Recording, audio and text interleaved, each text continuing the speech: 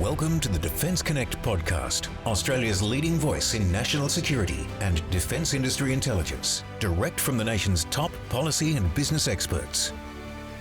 Welcome back to the Defence Connect podcast. You've got senior journalist Robert Dougherty with Defence Connect and a special aerial podcast today. We're talking about the military international drone racing tournament that was recently held in Sydney.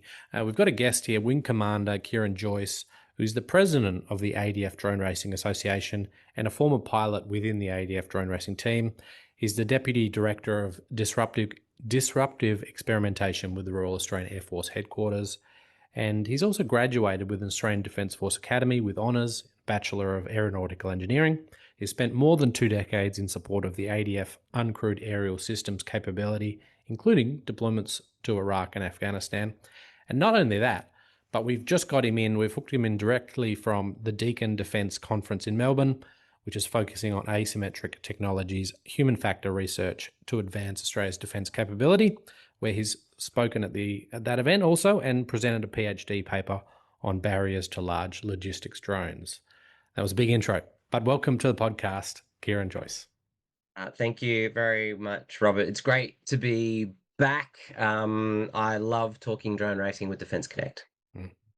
We're pretty keen on drones. They're kind of the flavour of the moment. You know, there's a lot going on in Ukraine, there's a lot going on in the Middle East, but closer to home in Sydney, let's talk about that military international drone racing tournament.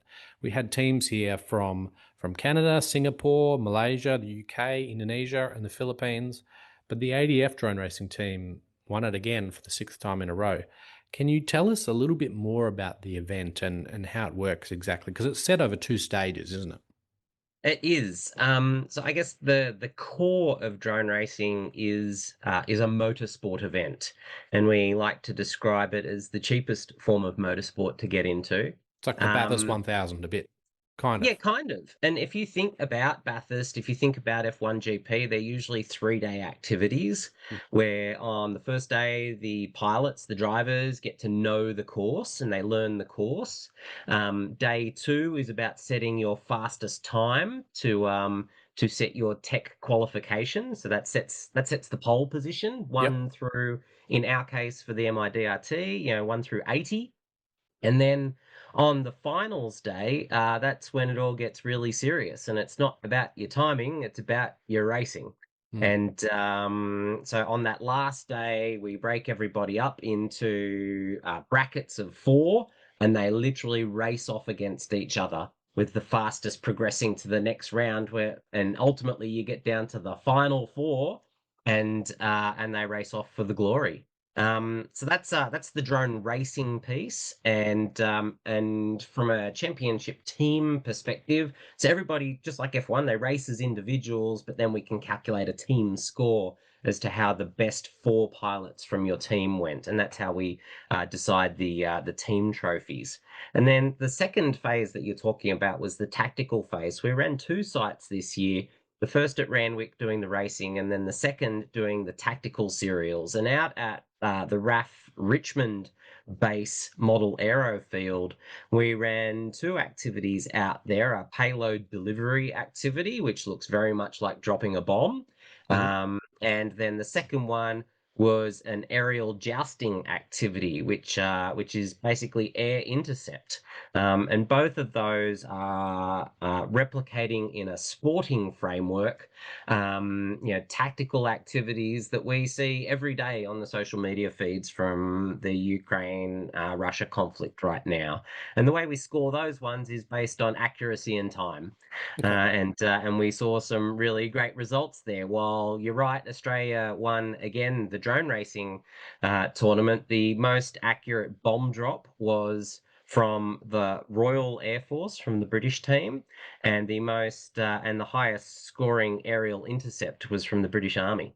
So a really great diversity of results there. And then I guess just talking to the diversity of results piece, while Australia won the team drone racing event, the champion pilot was from Singapore, was from the Singapore Army. So that would have been the fastest pilot, right, around the course? Fastest pilot, the one who rose through the elimination and won the most events, won the most races. So you can see there that the field is quite strong. And while we have managed to maintain dominance in the team event, it really is quite competitive. And I can tell you, even in the team category, the Singapore Army really gave us a run for our money this event. The field is getting stronger, and as the sport gets more and more energized across our alliance network, we're seeing greater competition, and that's really exciting to see.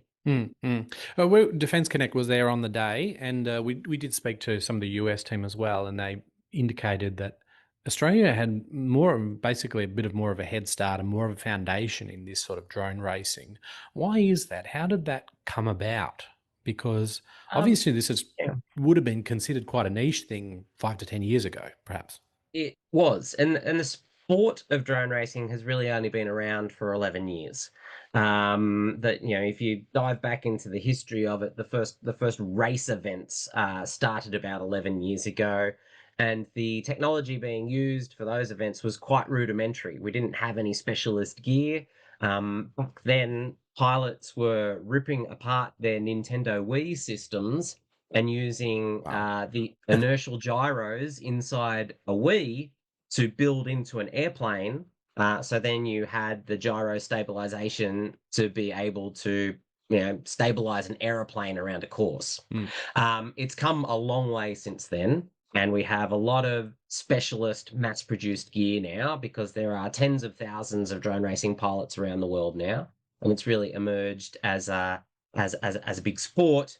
From a military perspective, I don't know exactly who started first. We have nailed it down to the same month, but both the British Army and the Australian Army both recognised the value of this sport in June 17, and we both formed up the start of a drone racing team about that time. The two of us connected over Facebook because we were publishing what we were doing just on our Army sports channels, and we decided, and what a great way to start, right? England versus Australia, it's Yeah. the Ashes. Yeah. We decided that we should have a competition. More like the And Flashes, from what I hear. Absolutely. Absolutely. And so we decided to have a competition. We sent out a bunch of emails to people that we had connected with over Facebook. And for that first competition in 2018, we brought together 5 countries for that one. And it's and I think what's really important is that's 4 years before Ukraine Russia kicked off. Yeah. So the Brits and the Aussies and a couple of others, we'd already recognized that this was a civilian military dual use kind of technology that could cross over into having a military application. And we started building on those skills, recognizing that there was potential and opportunity. But it wasn't for another 3 or 4 years before we actually saw them used on the battlefield by Ukraine. And they have since been absolute leaders. They've been kind of busy to come and do a Yeah. race event with us. But I can tell you what, I can't wait until that war is done with.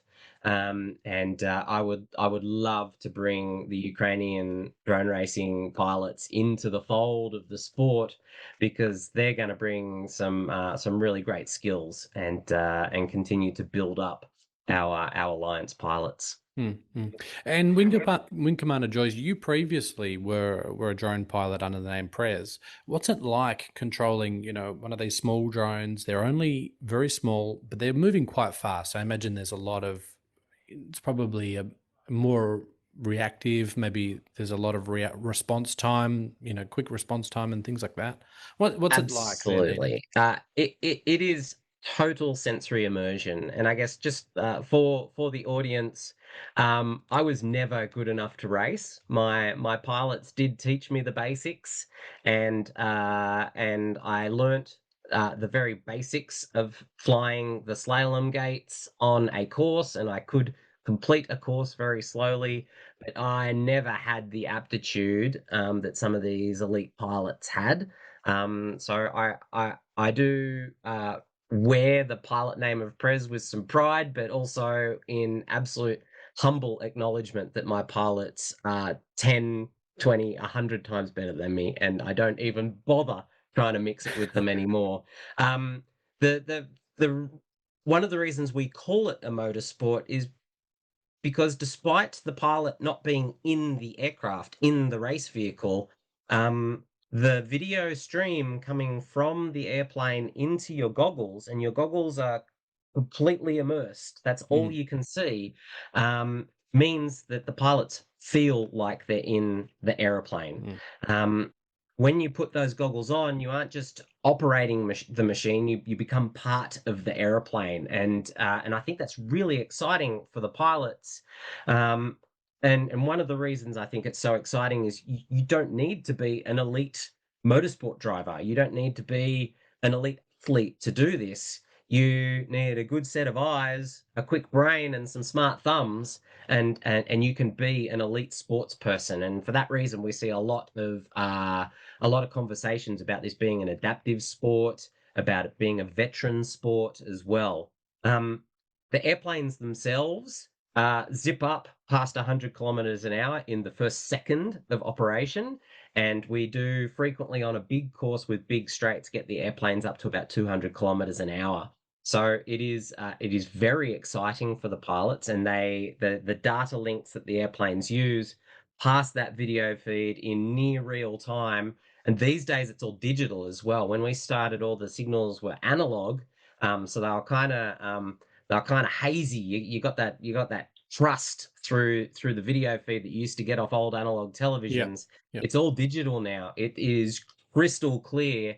And when you've got that video feed beaming straight into two panels right in front of your eyes, it is full immersion for that 1 to 3 minutes, depending on how fast you are around that course. You see the pilots, when you watch them, they move, right. They are In the completely chair. immersed Wow. in the experience. It's high adrenaline. When you see the pilots finish the race, their thumbs are shaking. They've got a full adrenaline burst going through them, and it is mentally exhausting. When we fly to another country, or when we have the pilots come and visit us, we highly recommend 2 to 3 days to acclimatize, because it is such a cognitive, mentally exhausting sport. You need to be time zone set and rested to do this sport at the elite level, because it is literally measured in milliseconds. Some of these races, the pilots will be hitting the gate at essentially exactly the same time, and sometimes we have to do a playback to find out who won, because it is so tight and so fast. The other thing that's really exciting, and I think it adds to that adrenaline rush, is pilots can feel safe in crashing. I was So wondering they about do. that. They If really they send it. crash, do they sort of you spook back? Yeah, they do. They kind of jump because the aircraft's tumbling, and their brain doesn't know what to do with that for a couple of seconds, and they have to wait until the aircraft settles to find out where they've ended up. And then flipping some switches, they can maybe get their aircraft upright again and take off and keep racing. Or they just might be crashed out and the airplane doesn't work anymore. But I think that's something that's very different to normal motorsport as well. Yeah, most drivers have to know what their risk tolerance is, because if they exceed it, they might die. They might injure themselves or die. My pilots don't have that. When drone racing pilots send it, they full send it. They race as hard as they possibly can, because they know they can't get hurt from it. It's a really interesting sport to watch that psychology. Yeah. Wow. One of the other things is, you're saying we've got a lot of strong talent in this area. Is there a career path, from this from the racing point of view into future drone operation that might be within the ADF? I mean, Yes. what does that look like? I mean, that's obviously, you've previously said Ukraine. There's some good drone operators there that are in a combat setting. We might want those in our, a similar sort of standard in our armed forces later on. What's the career Absolutely. path look like at the moment? So we have UAS operators in all three services of the ADF. In the Air Force, you can fly small drones in the Security Force squadrons, or you could fly very high-end drones in 9 Squadron flying the Triton, or with Ghostbat, which will ultimately result in a squadron as well. Navy has 822X Squadron, which is their UAV operating unit out of the Fleet Air Arm. And Army has 2 regiments of dedicated full-time UAS operators in the 9th Regiment, that's the Reserve Regiment, and the 20th Regiment, which is the full-time regiment.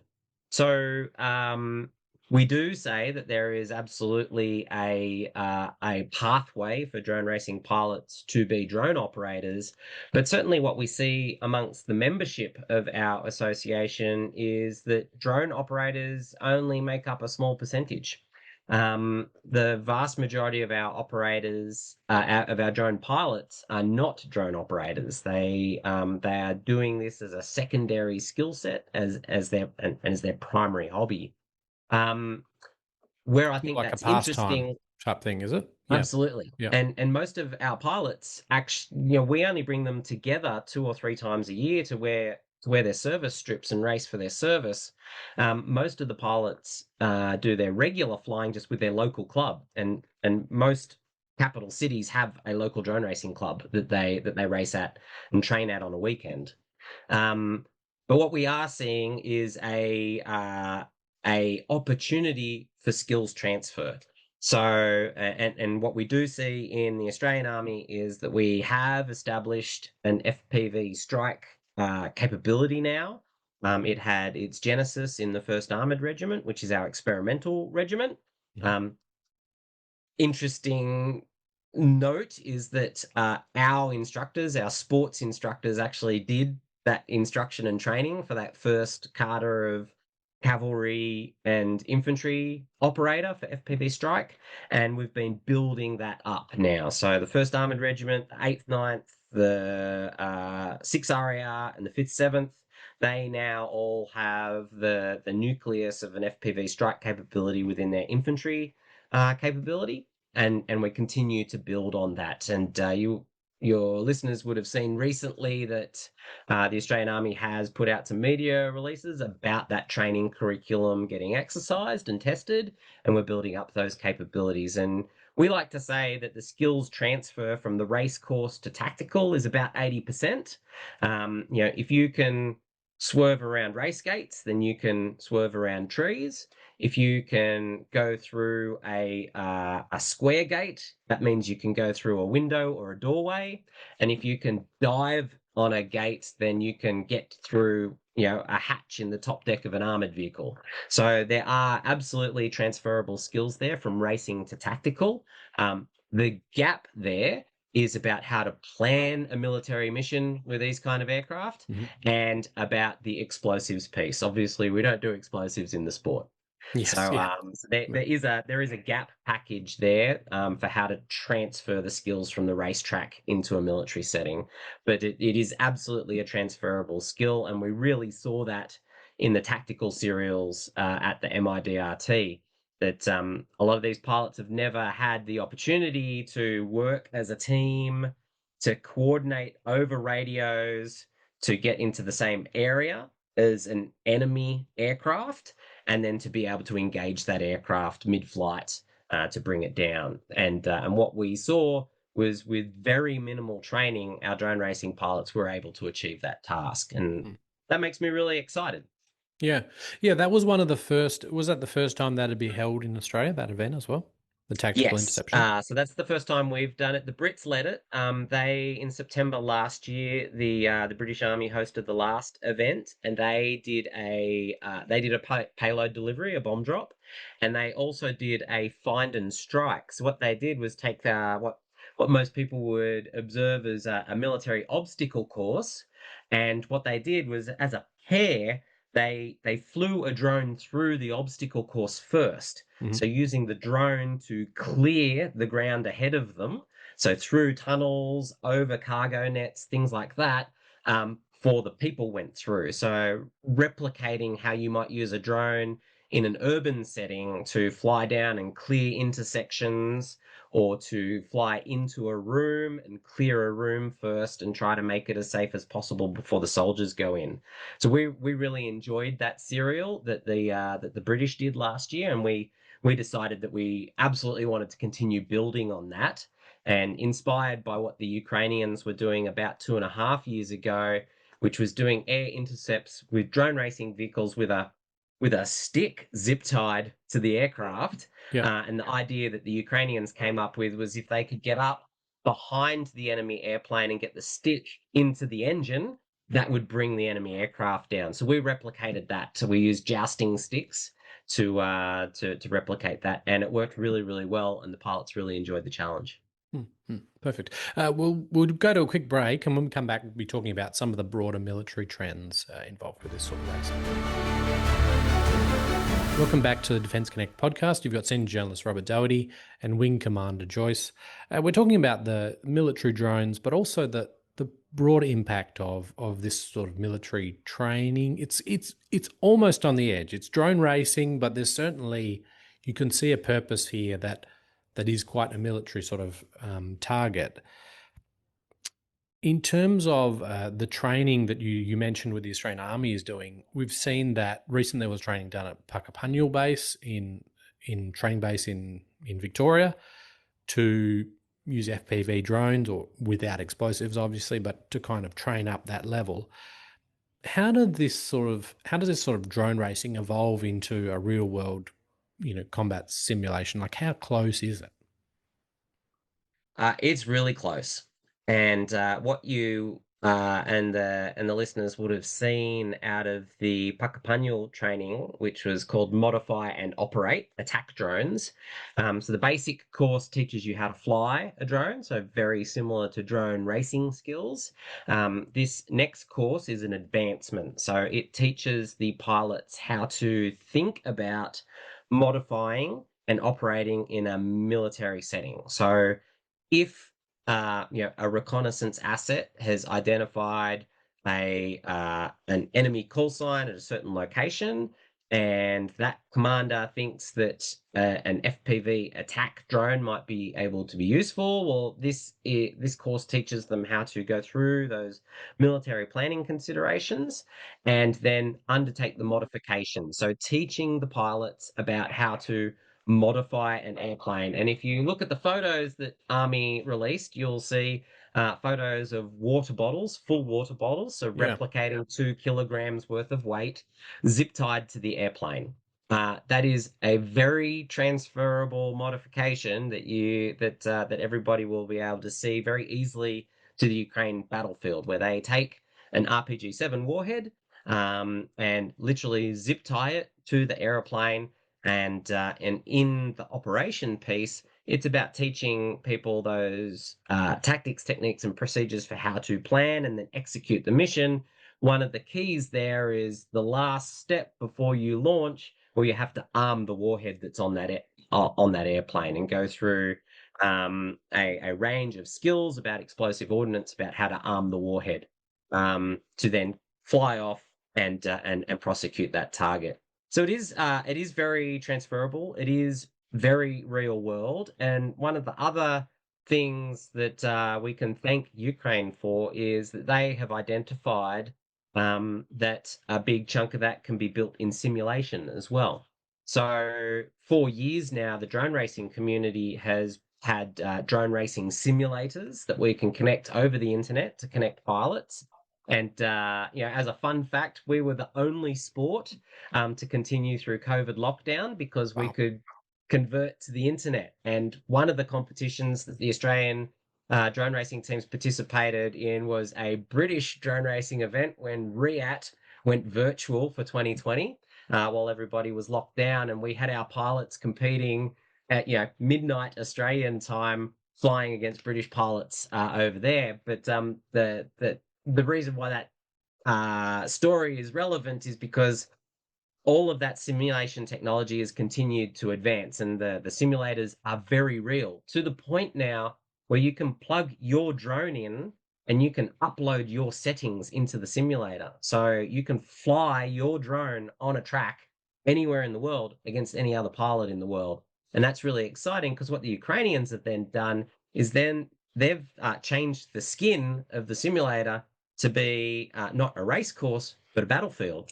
And they have built, their front line, Russian front line. They have built enemy targets. They have built forests and villages and they have built emulation of electronic warfare jamming, and they and us, because we can just download it and train to it. You can download those simulators and you can train almost that entire mission, except for the hands-on piece of literally putting your airplane together, connecting the battery, and turning on the warhead. Everything else is fully simulated, and they're very high fidelity simulators. And our pilots can literally just knock off and on a Wednesday night be flying against the Russians in a simulated environment, and that's very useful for building up those skills. Yeah, I guess an important question we kind of haven't covered is the why, in terms of obviously the Australian Army integration is happening. There's a certain amount of international cooperation for drone racing and in this sort of FPV environment. Do you think this is going to be a wider, I guess, occupation within defence or within the ADF? What's the why here? Why is this important that we do develop FPV drone pilots?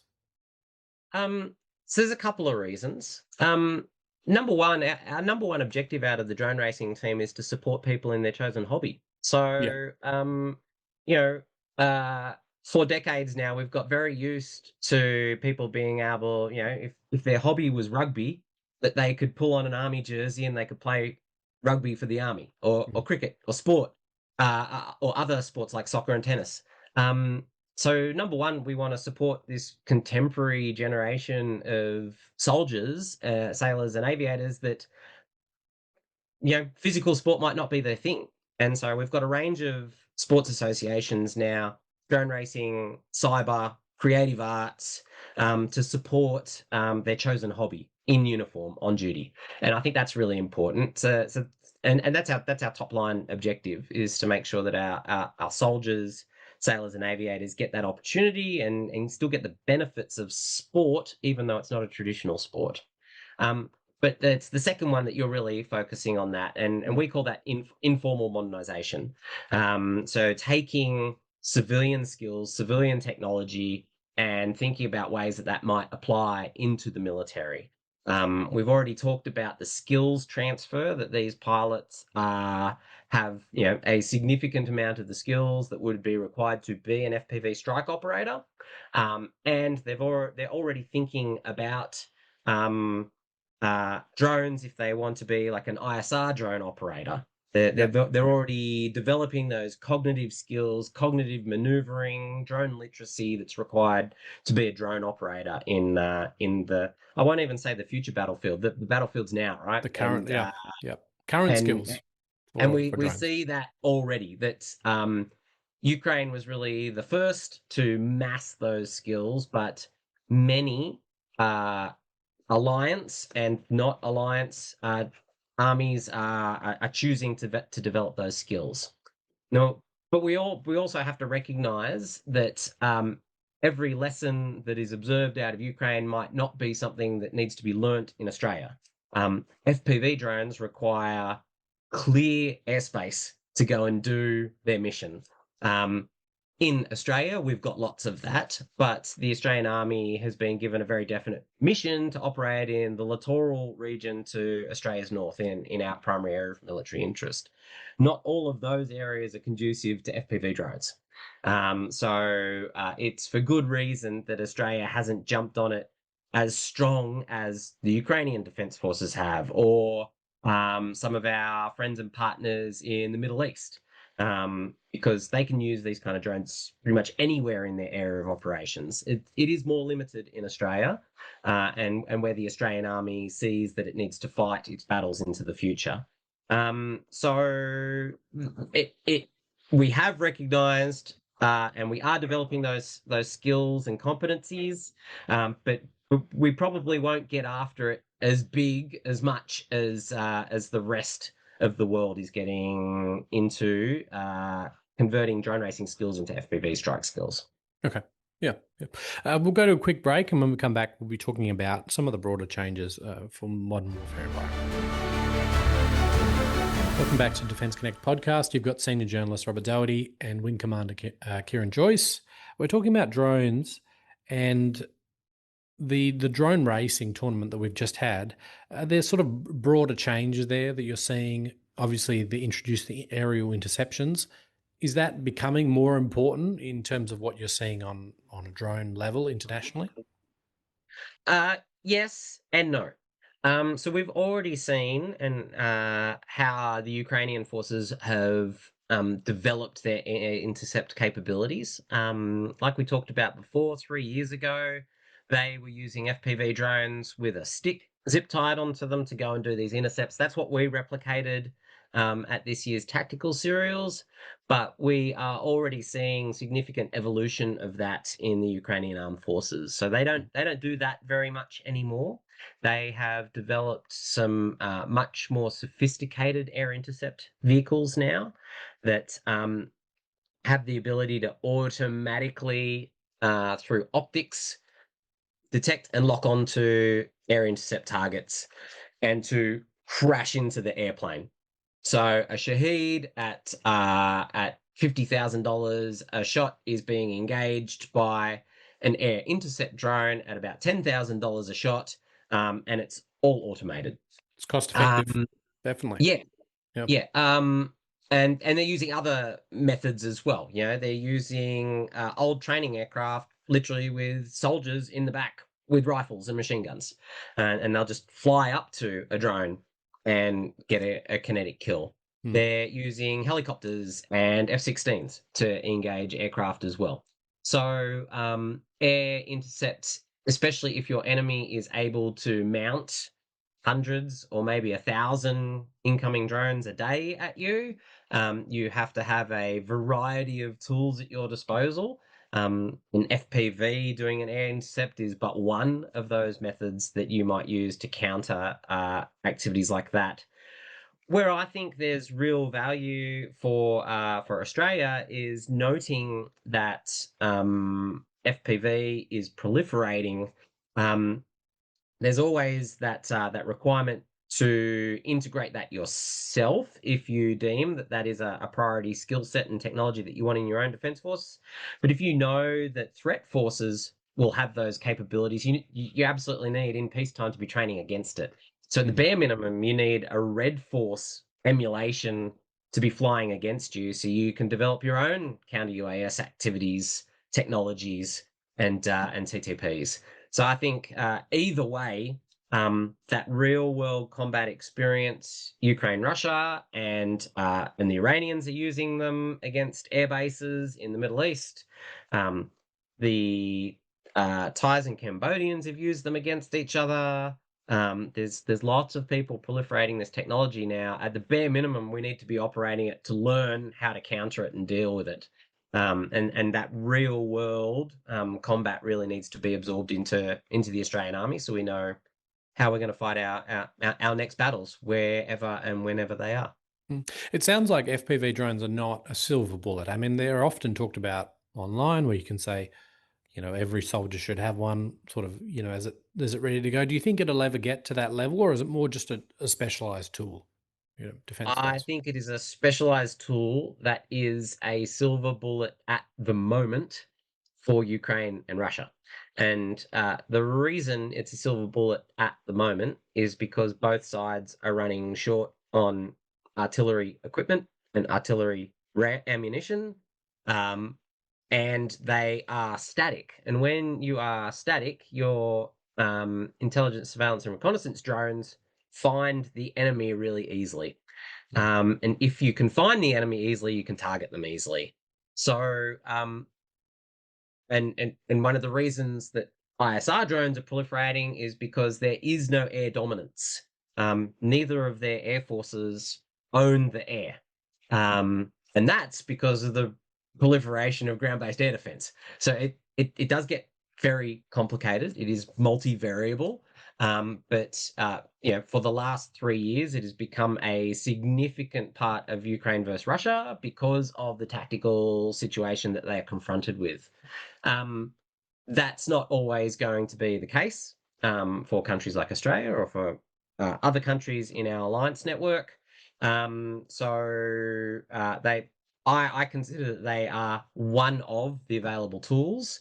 I think that we do need to be doing it and learning about it and knowing about it so that we can use and counter these systems if they are used against us. But technology will continue to improve as well. So an FPV drone without a fiber optic reel on it is about $500 worth of equipment. That also makes it really appetizing for an armed force because it is a cheap shot. It is a cheap way to engage the enemy. I talked about the air interceptors that are being used. They're $10,000 because of the amount of electronics that are on board those airplanes.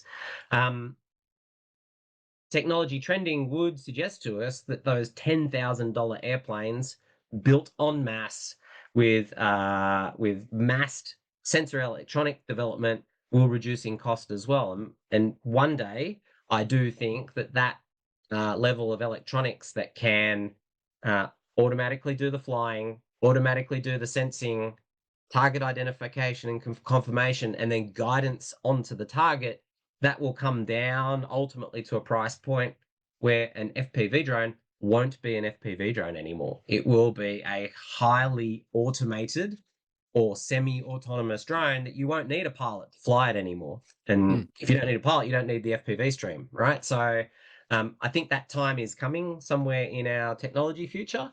But for the moment, if you want a $500 engagement at 5 to 10 kilometers, an FPV drone is a really good option, and it's an option that many defense forces are investing in. On a racing side, drone racing side, there with the autonomous side, do you think that there will be? I mean, it's kind of counterintuitive for a competition, but will there be AI drones that also run the courses because theoretically they would have an advantage, perhaps, on reaction time? Yeah, so autonomous drone racing is already a thing. They've been running that for a couple of years now. It's mainly competed by university teams that have robotics engineering courses and robotics engineering teams that compete these kind of challenges. What's the level like? Is that similar to a human pilot? Absolutely. They are very clever. And if anybody wants to look that up, just do a search for autonomous drone racing. It's been running for 3 years now, and is being shared in the glory at the moment between a Swiss university and a Dutch university. But certainly, if you take that idea to the drone racing community, they're not interested at all. They're a racing community, right? Yeah. They're a motorsports community. They're not interested in getting more autonomous. They are interested in enhancing the performance of their machines so that they can pilot them. But I just don't see autonomous drone racing taking off with as big a community as FPV drone racing because the motivations just aren't there. There's no adrenaline rush watching your robot do a course really fast. So I don't think it's going to be as big. I do think it will continue to progress, though, especially out of the university network around the world, because it is very clever and there are many civilian and military applications for semi-autonomous drones and getting towards full autonomy drones sometime in the future. Have you seen much interaction between that autonomous side of things and let's say your drone building for FPV racing, or even that headset sort of guidance? Is there any intersection there? There is. So all of those university teams are counting on machine learnt behaviors for their drones, and all of them engage real drone racing pilots to teach the computers how to fly. That is an absolute acknowledgement that the human creativity for how to best cut through a course, how to best take a dive gate, how to best do a split S maneuver around a set of gates is vested inside a human brain at the moment. And all of those university teams engage human pilots to train the AI. And there's some really great videos out there on YouTube, especially from the University of Zurich effort from about 3 years ago, where they pulled in the Australian world champion, a US champion, and a European champion, and brought them in for a couple of weeks activity there in Zurich to train the models so that the autonomous drones could figure out the best way to approach a course. But they're very constrained at the moment. So they're indoor courses. They are a set course. There's only so much learning that is required of the AI to fly that course. One of the biggest challenges that people that are doing that research is, well, how do you take that out of the laboratory? How do you take that out into a real world environment? And that requires what we call in the community a global training model. How to train an AI to deal with any village, any country, any piece of jungle versus any piece of desert, with weather effects, etc. That is a significant training activity that the universities are definitely challenged by, and we will see really exciting AI come to the fore with those airplanes, but it'll be gradual. It'll be chipped away at. It's a big challenge for AI for autonomous drones. Hmm. And we'll go to one of the final questions I had. Obviously, we talked about Ukraine previously. I noticed that it's been noted in their drone operators that gaming as a hobby has been some influence on improving drone pilots training and things like that. Is that evident that you've seen in the drone racing community here in Australia? Obviously, there are different cadet organisations involved that might have that as a side hobby as well. Is that something you've noticed? Absolutely. We haven't talked yet about the third objective out of the Drone Racing Association. That's STEM and recruiting engagement.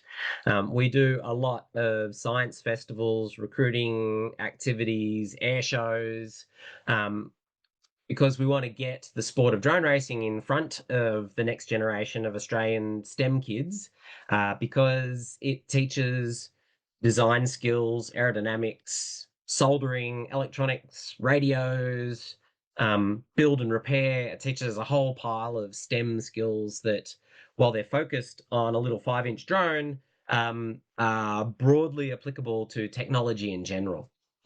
What we see out there is that when we take our simulators out there, if we put a young Australian in front of that, somebody who's been brought up with an Xbox or a PlayStation controller, and they already know how to work their thumbs to their eyes, they get the sport like that. We hardly have to train them at all. We basically give them a 30-second brief to say these are what the thumb controllers do, and within a couple of minutes they're negotiating a course. And that's because of that gaming background, because they've already got the cognitive connections between their eyes, their brain, and their thumbs. They instantly pick it up. When you put a 40-something on the same thing, because my experience of computer gaming when I was a kid was like an Amstrad with a rollerball mouse. It's a completely different skill set, and building those cognitive connections to my thumbs is completely different and takes a lot of extra time. Gaming 100%, because it teaches them focus on a screen. It moves at high speed, so they've got very good reflexes, and they've already got that cognitive connection between their eyes and their thumbs. That is very transferable into drone racing, and I don't think it's a rumor from Ukraine. I think it's an absolute fact, and we see that when we do those STEM engagements. The kids pick it up really quickly, and our cadet program is going gangbusters, because the cadets are taking those gaming skills, eye, brain, thumb coordination. You give them a little bit of training about how an airplane works and how to build an airplane, and all of a sudden, after 5 days worth of a boot camp, they're able to negotiate a racetrack, crash their plane, repair their plane, and get back racing again. And that program has gone from running. We first ran that 6 years ago, where we trained 16 pilots. This summer, we just trained 140 pilots over the summer camp period, and the cadets are amazing. We just saw we had them enter a team at the International Drone Racing Tournament, and they had I think 5 pilots in the top 20. Absolutely up there with the best in the world adult pilots that were flying in the militaries. and we see them compete at the national championships as well, and hold the line with all of the civilian pilots as well. It's pretty amazing. I think it's got Yeah. a long way to run still Sounds like a good with our recruitment. younger generation. Sounds like a good recruitment opportunity there potentially into the future for, across the ADF, with these sort of systems. Yeah, but like I said, not even necessarily to being a drone operator, right? Any of these kids that have got those connections built and got that base level of knowledge about building electronic flying things, has an instant skills transfer into being a technician in any of the three services, into being a signals operator within any of the three services. All these kids make a sick video at the end of their racing weekend and upload it to their YouTube and their Instagram channels. So they've got multimedia skills as well. They could be a multimedia technician. There's so many ways we can spin drone racing skills into a recruited force, and even into the not recruited force as well, right? We've got a significant backing of sponsors, because all of them are interested in getting their hands on these kids when they're 18 and want to do a trade, or when they're 21 and they've graduated from an engineering degree or a science degree from uni, and get them into defense industry as well. All of these skills are just as transferable into defense industry, or just STEM industries in Australia, as well as defense. And I think that's truly exciting. It does have a nation building effect by training all these young kids in really clever STEM skills. Mm. Do you get those? Is that from a remote level? Can you train kids that are out in sort of remote areas to then log on and operate their drone from from further away, or does it have to be an in-person thing, just as a note? So we do definitely do hybrid learning, and like I said, the actual skills, we actually make them learn how to fly before they come to the camp. Yep. So everybody is given their Velocidrone log on ahead of the camp, so they can and they get shown the basic skills for what the thumbs do, and so they should all turn up to a boot camp already with the skills of how to fly. All of that can be done remotely, and we had the 140 that just did the course this summer, came from very far north Queensland and from very far west Western Australia. All got flown into Adelaide to do the hands-on piece. The building those, we still do need to do face to face. Construction, not so much. We can teach that in a hybrid fashion, but soldering really is a hands-on skill, and it Mm. really is enhanced by having a instructor there that can show you how to do it. Yep. It is a fine motor skill for how to do soldering, and we definitely see that as a hands-on. So it isn't you. You could, but it would be much harder to do it Mm. fully remote. But the goodness of the cadet scheme is that they do have funding for bringing kids in from the remote areas and the remote Army cadet units to gather for training activities like this. And I think that's brilliant that Brigadier McCammon and his headquarters have the opportunity to do that, because what we see is that kids that might otherwise miss out on a lot of these opportunities in their civilian life get uh, great exposure in their Army cadet careers, to these skills that they might not otherwise get out in the regions. And then they take it back, right? They take those skills back to their remote schools, and back to their families and friends, and any clubs that they might be doing on a weekend back where they come from. That's really cool. Yeah, I imagine there's some in some of the remote communities as well. There might be drones being used there for agricultural purposes and things like that. So there would be some familiarity there potentially.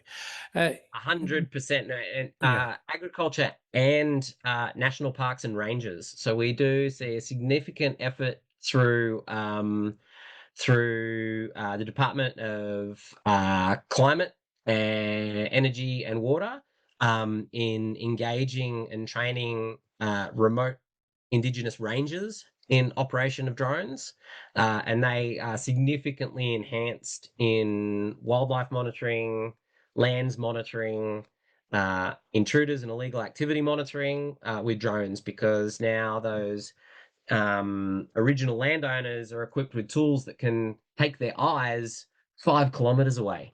So it's agriculture and definitely in ranges and national parks as well. Huge opportunities out in remote Australia. Yeah. We'll just close out the podcast with a final question. What do you expect to see, or what would you like to see over the next sort of 12 months to sort of 2 years period in terms of drones themselves and development and integration into the ADF, but also within drone racing as well, that pathway between the two? What would you like to see there or expect to see? So I'll do the second bit first. Drone Yeah. racing. I still think there is significant opportunity for maximizing the effect within the ADF. So Army and Air Force are right behind it at the moment, but following is Navy. Navy hasn't really picked up completely on that and really got a lot of support behind their pilots yet. So I think it'd be great to see those Navy pilots get a bit more support and get bigger teams to our events. Because so much of Navy is STEM. Like every sailor on a ship or a submarine is a STEM sailor. So I think there is huge opportunity still to be tapped out of drone racing as a Navy sport. We have already seen the Army cadet program continue to expand with specialized drone units now. So Adelaide has a drone racing unit in cadets. Tasmania's just set theirs up, and West Australia and Queensland are considering setting up a drone racing specialist unit. But I'd love to see that spread into Air Force and Navy cadets as well. I know there's pilots out there that just need a bit of a framework to get behind, and I see no reason why, given the kind of growth that we went through with Army cadets, why Air Force and Navy cadets couldn't be running 100 students every summer through a camp as well in the future. But my big one is veterans. Australia is the only country so far in the Alliance Network that has a veteran drone racing team. And with everything that we learnt out of the Royal Commission, you know, having veterans have a sporting landing place when they transition away from service is brilliant. And it is still a team sport. It keeps you sharp cognitively. It has applicable skills, and it gives you an engagement mechanism all the way down into the youth as well. So Yeah. I think that is a huge opportunity. And I tell you what, if Australia does get Invictus Games 31, we will be petitioning very hard for drone racing to be included as one of those adaptive sports, because what I really like about it is it is a streamable sport as well. Like when we set up a race day and we stream onto YouTube, it is very entertaining for the spectator, and I think that is something that Invictus can really capitalize on.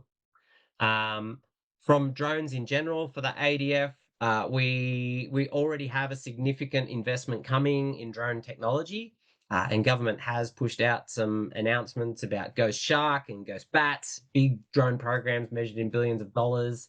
I think that one of the things that we can continue to consider is wider proliferation of drone technology. And that's because we have a significant Australian industrial base for drone tech. We have many companies in Australia that are already developing and exporting to other nations our drone technology. We've got a really great base.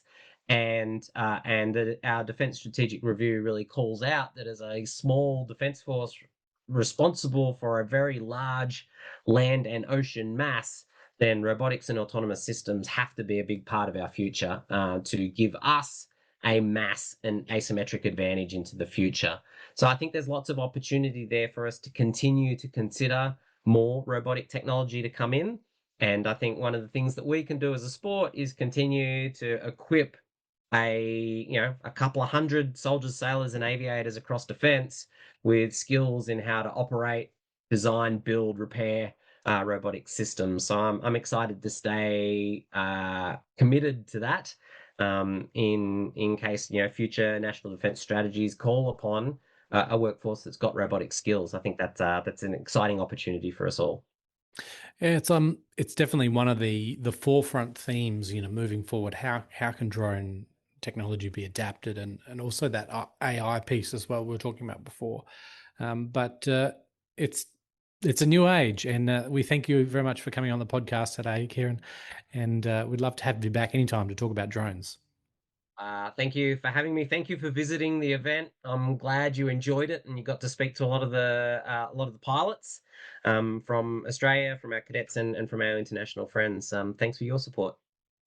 And listeners, if you can head for more details on the international tournament that was held in Sydney, you can head to defenceconnect.com. If you'd like to read Wing Commander Joyce's PhD paper, it's called Barriers to Large Logistic Drones.